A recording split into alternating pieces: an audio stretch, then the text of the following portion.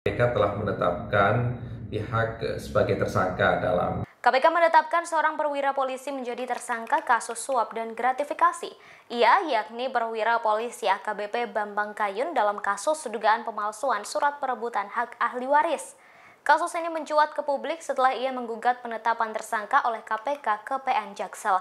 Dalam gugatannya, ia menyebut penetapannya sebagai tersangka kasus suap dan gratifikasi tidaklah sah. Penetapan tersebut tidak sah karena tak berdasar hukum sehingga harus batal demi hukum.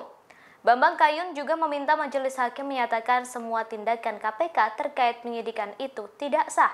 Ia meminta tindakan KPK dinyatakan cacat yuridis tanpa prosedur, bertentangan dengan hukum hingga membuatnya rugi 25 juta rupiah per bulan, terhitung sejak Oktober 2021 hingga diajukannya permohonan tersebut. Sementara itu, KPK membenarkan telah menetapkan Bambang Kayun sebagai tersangka suap dan gratifikasi. Kepala Bagian Pemberitaan KPK Ali Fikri mengatakan, pada saat peristiwa pidana itu terjadi, tersangka merupakan pejabat divisi hukum di Mabes Polri. Ia diduga memalsukan surat perkara perebutan hak ahli waris PT Arya Citra Mulia. Bambang juga diduga menerima hadiah atau janji dari dua orang bernama Emilia Said dan Hermansyah. Lebih lanjut, Ali mengungkapkan Bambang Kayun diduga menerima suap berupa uang dengan nilai miliaran rupiah.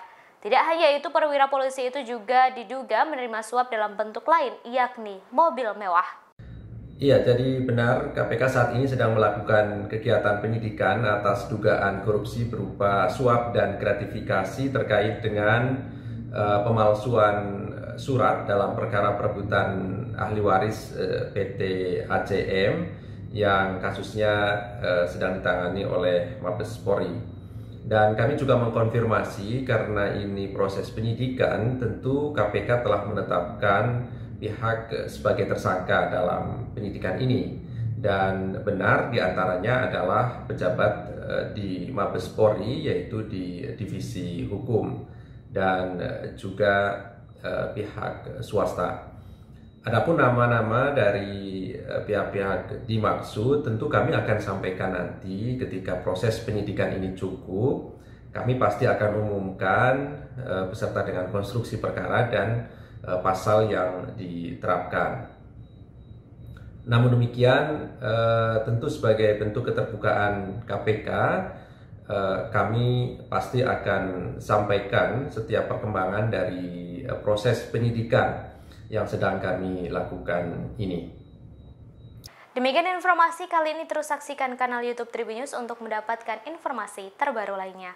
Terima kasih sudah nonton, jangan lupa like, subscribe, dan share ya!